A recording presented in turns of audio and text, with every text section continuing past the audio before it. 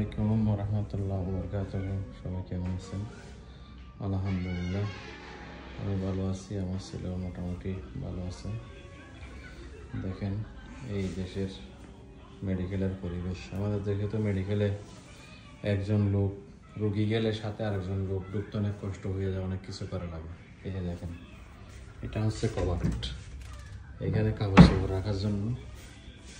এটা হচ্ছে মেশিন, এখানে কাপড় রাখার জন্য। আর এখানে এইটা আমার ছেলের জন্য, এটা আমি বা আমার যে কোনো আমার ছেলের অভিভাবক আসলে থাকার জন্য, দুজনের জন্য বেড দিয়ে দিছে।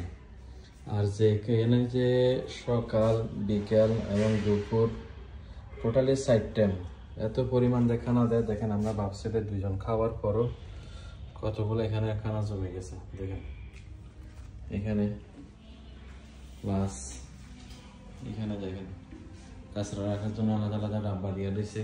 এখানে টিভি দিয়ে দিয়েছে আমার ছেলে যাতে বসে বসে টিভি দেখে বা আমরা টিভি দেখে দেখে সময় কাটাতে পারি। তারপরে আরেকটা জিনিস না দেখালেও হয় না, দেখেন এই যে সাথে অ্যাটাচড বাথরুম।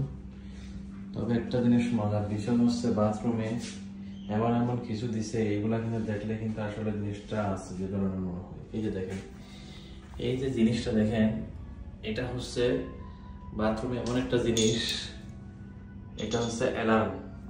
অর্থাৎ কোনো রোগী যদি বাথরুমে এসে অসুস্থ হয়ে পড়ে বা নিজে নিজে বাইরে না আবার ওই রশিটা টান দিলে তাৎক্ষণিক ওইখান থেকে নার্সরা চলে আসবে। এদিকেও একটা লাগিয়ে দিছে, অর্থাৎ গোসল করার সময় যদি কোনো সময় পড়ে যায় শুলের রশিটা একবার টান দিলে নার্স চলে আসবে। তো দেখেন আসলে এই দেশে কিভাবে যে কেয়ার করে একটা রোগীকে।